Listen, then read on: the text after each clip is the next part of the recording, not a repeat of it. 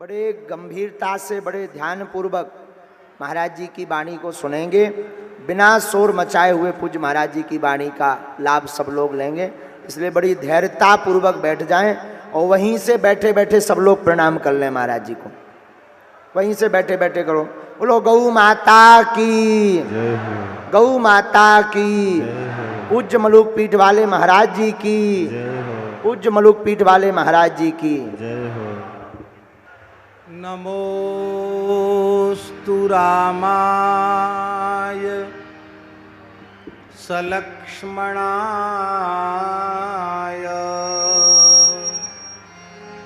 देव्यै च तस्यै जनकात्मजायै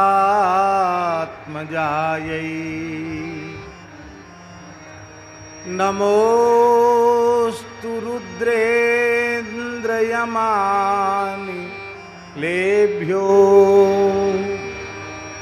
नमोस्तु चन्द्रार्कमरुद्गणेभ्यः मनोजवं मारुततुल्यवेगं जितेन्द्रियं बुद्धिमतां वरिष्ठं वातात्मजं वानरयूथमुख्यं श्रीरामदूतं शरणं प्रपद्ये। श्री सीतानाथ समारंभां श्रीरामानंदार्य मध्यमाम्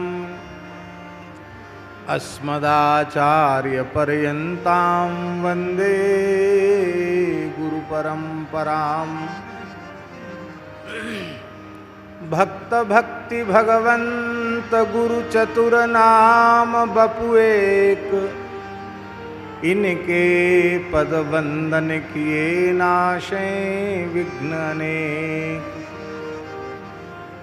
श्री राम जय जय राम, श्री राम जय जय राम, श्री राम जय जय राम, श्री राम जय जय राम, श्री राम जय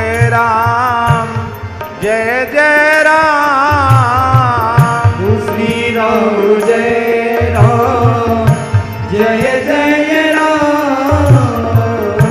श्री राम जय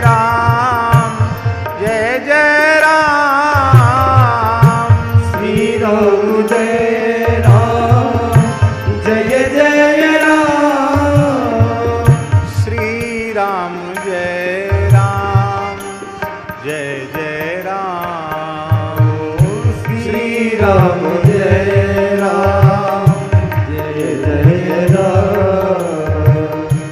जय सिया राम जय हनुमान, जय सिया राम जय सिया राम।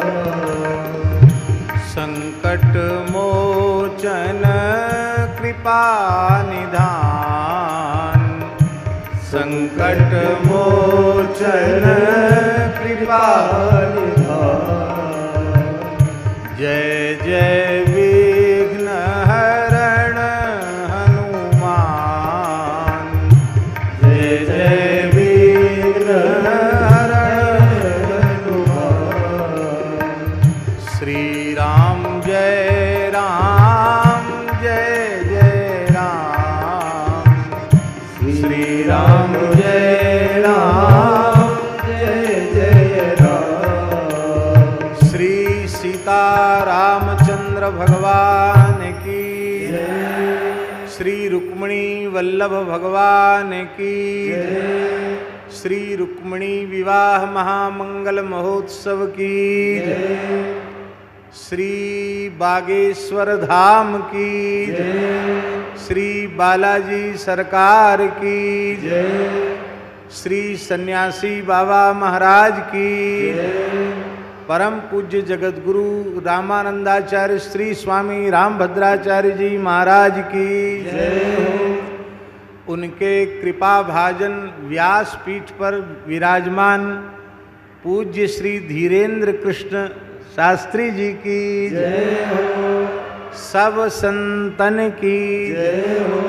सब विप्रन की जय हो। सब भक्तन की जय हो। यज्ञेश्वरी जगत जननी गौ माता की जय हो। राम राजा सरकार की जय हो।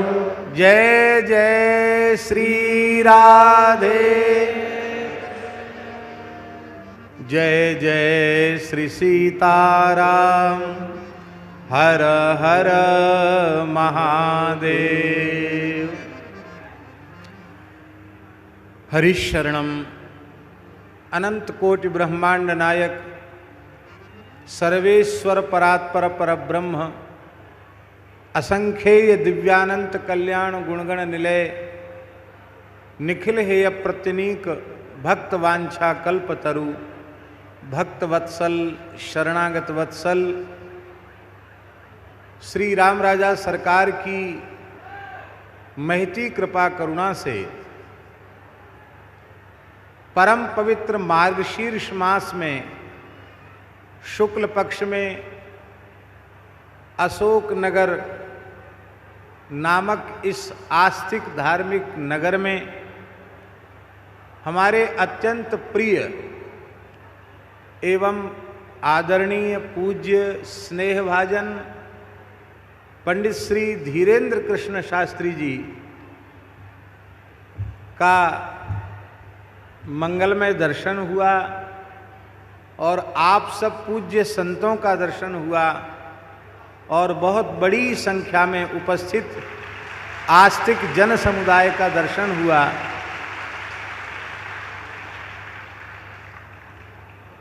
शास्त्री जी हमारे बुंदेलखंड की धरती के ही गौरव नहीं हैं, वर्तमान समय में श्री हनुमान जी महाराज की अहेतु की कृपा से पूज्य गुरुजनों की संतों की अनुपम अनुकंपा से आप केवल बुंदेलखंड का गौरव नहीं, केवल मध्य प्रदेश का गौरव नहीं, अपितु भारतवर्ष के गौरव को समग्र विश्व में स्थापित कर रहे हैं।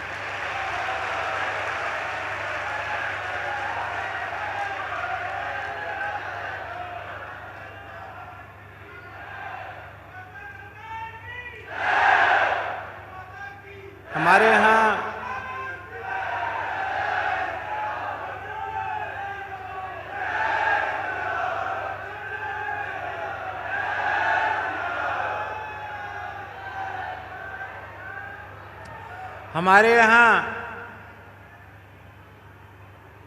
यह बात अत्यंत प्रसिद्ध है, एतद् देश प्रसूतस्य सकाशादग्र जन्मनः स्वं स्वं चरित्रम शिक्षेरन पृथिव्याम सर्वमानवा। इस पवित्र भारतवर्ष की धर्मप्राण धरा पर जिन पूज्य ऋषि महर्षि मुनियों ने जन्म ग्रहण किया है, उन्होंने अपने पावन प्रादुर्भाव से भारतवर्ष की धरती को तो धन्याति धन्य किया ही, भारतवर्ष को तो अपनी उपस्थिति से धन्य किया ही, उनका दिव्य मंगलमय जीवन चरित्र, उनकी जीवन शैली, उनका सदाचार,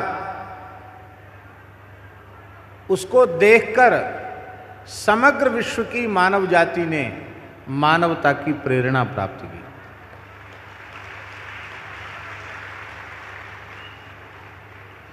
आप सब कितने भाग्यशाली हैं कि कल तो आपने श्री सीताराम जी का विवाह महोत्सव मनाया, विवाह पंचमी थी कल।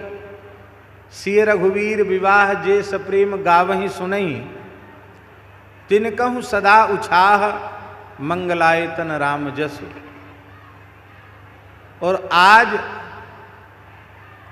भगवान श्री कृष्ण और रुक्मिणी जी के मंगलमय विवाह का प्रसंग व्यासपीठ से श्रद्धेय शास्त्री जी के मुखारविंद से आप सब लोगों ने सुना।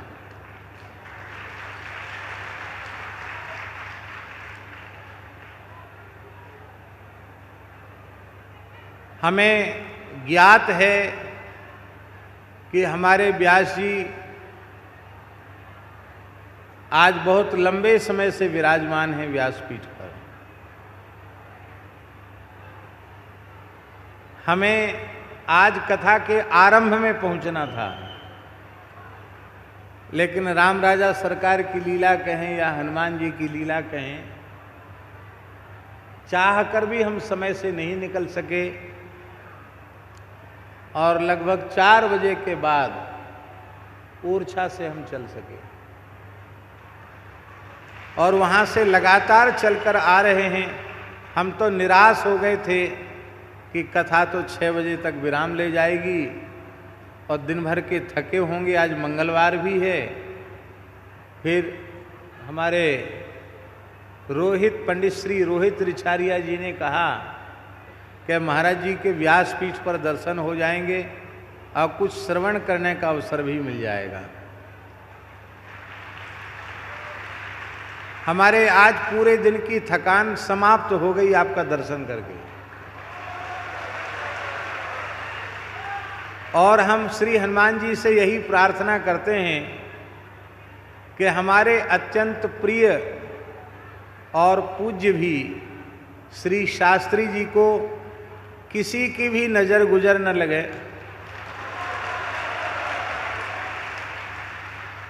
आधी व्याधि के नाम पर इनको खांसी खुर्रा भी न हो, ऐसे ही मुस्कुराते रहें और ऐसे ही इनकी वाणी का लाभ समग्र विश्व प्राप्त करता रहे।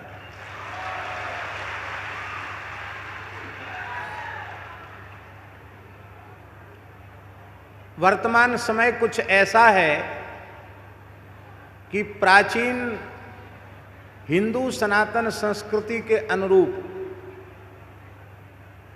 आर्ष सिद्धांतों के अनुरूप वर्णाश्रम व्यवस्था की चर्चा करने वाले को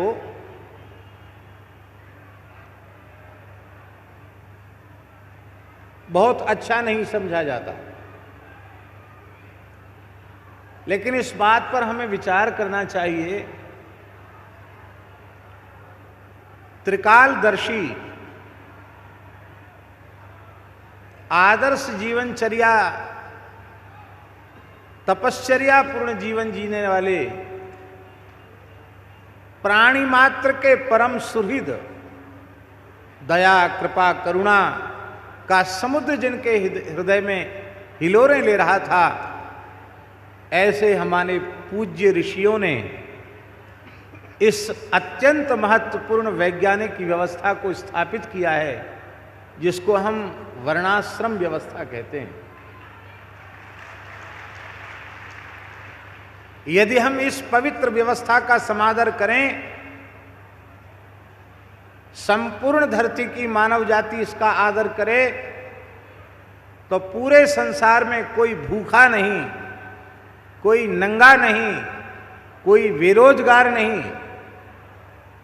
क्योंकि हमारे ऋषियों के द्वारा बनाई हुई व्यवस्था जन्म से ही सबको रोजगार देती है,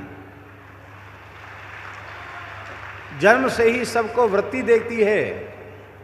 हमारे यहाँ ऊंच नीच की भावना नहीं है। हमारे यहाँ तो गीता में भगवान ने कहा, श्रुय चैव स्वपा केचौ पंडिता समदर्शिना, कुत्ते में भी और चांडाल में भी उसी एक परब्रह्म परमात्मा का दर्शन हमारे यहाँ किया जाता है। प्राणी मात्र के प्रति द्वेष, घृणा और विषमता के व्यवहार से शून्य यदि कोई व्यवहार सिखाने वाली पवित्र परंपरा है, ये सारा संसार एक कुटुंब है, एक परिवार है, ऐसी विचारधारा देने वाली कोई व्यवस्था है, तो उस व्यवस्था का नाम है वैदिक हिंदू भारतीय सनातन व्यवस्था।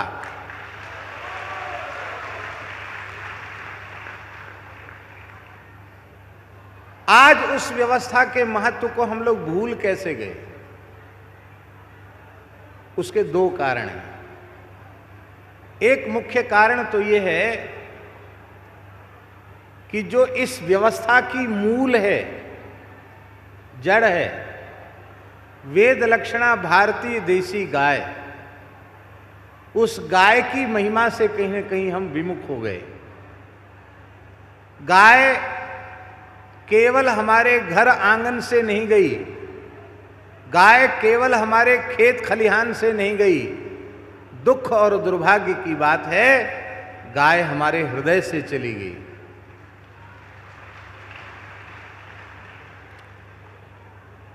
केवल गाय ही ऐसी है जो संपूर्ण बिखरे हुए हिंदू समाज को एकजुट कर सकती है।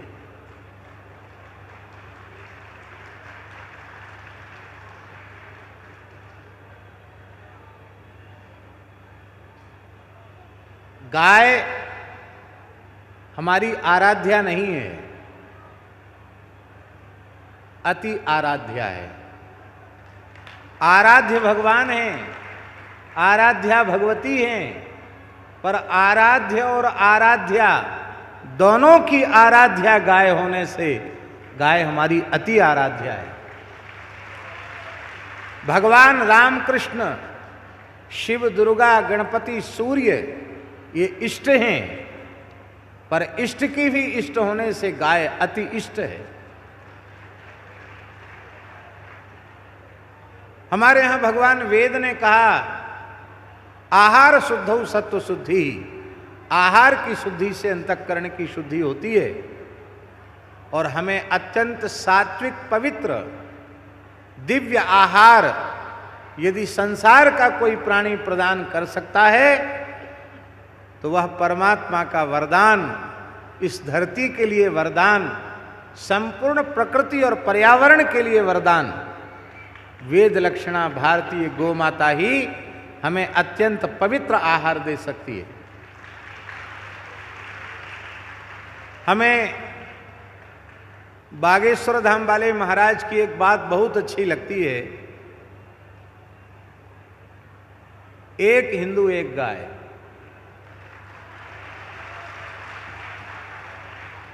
आप लोग ताली तो बजा रहे हो, अच्छी बात है, बजाना ही चाहिए।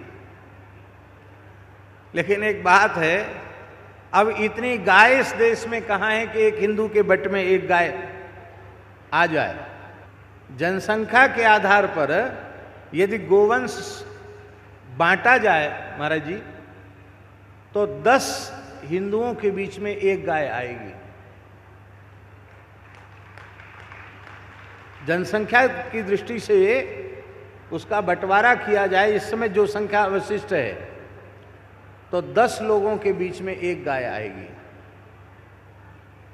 हमारे यहाँ वृंदावन में एक बहुत बड़ी सभा हो रही थी। उस सभा में किसी ने गाय को आवारा कह दिया। आवारा गाय घूमती हैं, किसानों को भी बड़ी समस्या होती है। तो किसी वक्ता महानुभाव ने अपने भाषण में आवारा गायों की बात कर दी। उस सभा में हमारे ब्रज की एक विशिष्ट विभूति, परम श्रद्धेय पूज्य श्री रमण रीति वाले महाराज जी विराजमान थे। उन्होंने एक बात कही, वो हमें बहुत अच्छी लगी। उन्होंने एक बात कही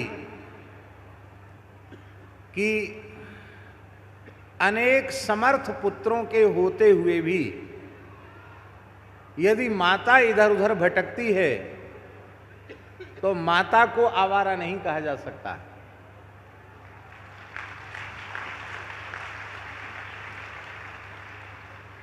उसकी संतान को आवारा कहा जाएगा। तुम गाय को अपनी माता कहते हो और फिर ये भी कह रहे हो कि वो आवारा घूम रही है। तुम नालायक हो, तुम आवारा हो। जो तुम्हारे रहते हुए गाय की ऐसी स्थिति हो रही है।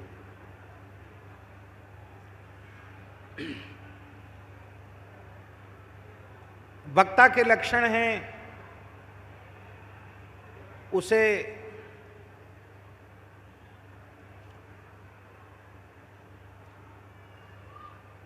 शरीर संसार से विरक्त होना चाहिए। शरीर संसार से विरक्त का अर्थ है शरीर और शरीर से संबद्ध संसार, इसमें आसक्ति न हो। हमारा इनका भी एक परिवार नहीं है, सारी धरती ही हमारा परिवार है। आप सब हमारे परिवार के हैं। उसमें कोई जाति वर्ग अथवा संप्रदाय का भेद नहीं है। भगवान के नाते आप सब हमारे परिवार के हैं। शरीर संसार में अहंता ममता जिनकी मिट चुकी है उन्हें विरक्त कहते हैं। वक्ता को विरक्त होना चाहिए, वैष्णव होना चाहिए। आप परम वैष्णव भी हैं और परंपरा से प्राप्त जो शास्त्रों का ज्ञान है उसका अधिगम होना चाहिए। भगवान की वह भी आप पर अतिशय कृपा है। और आप जो कुछ कहते हैं उसके मूल में श्री हनुमान जी महाराज की कृपा, जो ज्ञानिनाम अग्रगण्यम है, बुद्धिमताम वरिष्ठम है, और गुरुजनों की कृपा। कृपा से जो संभव है वो अपने पुरुषार्थ से संभव नहीं। अपने पुरुषार्थ से मनुष्य कितना करेगा? मनुष्य की शक्ति अत्यंत सीमित है, किंतु कृपा के द्वारा वह असीमित कार्य कर सकता है। भगवान ऐसे ही अत्यंत पवित्र कार्य, कथा कीर्तन सत्संग के कार्य, देखिए यद्यपि देर बहुत हो गई है लेकिन एक बात कहना हमारे बहुत जरूरी है, इसलिए हम कह रहे हैं। संसार के दुखी प्राणियों के दुख दर्द की निवृत्ति आपके माध्यम से हनुमान जी की कृपा और पूज्य सन्यासी बाबा की कृपा, उनकी कृपा के माध्यम से हो रही है। पर वो दुख की मुक्ति शाश्वत नहीं है। पर जो श्रीमद् भागवत का वाचन व्यासपीठ पर विराजमान होकर के आप कर रहे हैं, इसको यदि श्रद्धा पूर्वक आप श्रवण करें और इसे धारण करें, अपने व्यवहार में उतारें, तो आपको शाश्वत समाधान भागवत जी की कृपा से होगा। तो ये इसको कहते हैं मणिकांचन संयोग अथवा सोने में सुहागा, कि आपको हनुमान जी ने जो विशेष कृपा की है उसका लाभ तो जनता जनार्दन को आप दे रहे हैं, बहुत अच्छी बात है। लेकिन ये जो सत्संग के माध्यम से श्रीमद् भागवत की कथा, श्री राम कथा और श्री भक्तमाल की कथा, इस कथा के माध्यम से जो आप लोगों के दुख दर्द को दूर कर रहे हैं, वह सामान्य बात नहीं है, वह असामान्य बात है। हम तो विचार ही नहीं कर पाते हैं कि आप कितना तो प्रवास कर लेते हैं, यात्रा कर लेते हैं। आज हमको मार्ग में बताया जा रहा था कि शायद 3 साढ़े 3 घंटे विश्राम हो पाता है और 7-7 8-8 घंटे तो कथा में विराज जाते हैं। लेकिन आप लोग भी इन पे दया किया करो, ये तो दया करते ही हैं, आप लोग भी दया किया करो कि इनको थोड़ा विश्राम भी मिले और खूब प्रेम से प्रसाद पाएं और ठीक से विश्राम कर सकें। इतनी कृपा आप लोग भी इन पर करो, क्योंकि ये हमारे राष्ट्र की, हमारे देश की, हमारे संत समाज की एक निधि है और उस निधि की सुरक्षा करना हम सबका कर्तव्य है। अब हम विश्राम देने की बात कहें और हम ही बोलते चले जाएं, ये अच्छी बात नहीं है। इसलिए हम अपने वक्तव्य को श्री रघुनाथ जी के चरणों में विराम देते हैं और खूब खूब आप सबकी मंगल कामना करते हैं। स्वस्ति प्रजाभ्य परिपालयन्ताम न्याय्येन मार्गेण महीम महिषाः गो ब्राह्मणेभ्यः शुभमस्तु नित्यम लोकाः समस्ताः सुखिनो भवन्तु। अपुत्रः पुत्रिणः सन्तु पुत्रिणः सन्तु पौत्रिणः अधनाः सधनाः सन्तु जीवन्तु शरदां शतम्। काले वर्षतु पर्जन्या पृथ्वी शस्यशालिनी देशोऽयं क्षोभरहितो ब्राह्मणाः सन्तु निर्भयाः साधवः सन्तु निर्भयाः मानवाः सन्तु निर्भयाः गावः वै सन्तु निर्भयाः सर्वे भवन्तु सुखिनः सर्वे सन्तु निरामयाः सर्वे भद्राणि पश्यन्तु माँ कश्चित् दुख भाग भवेत्। श्री राम जय राम, जय जय राम, नारायण नारायण।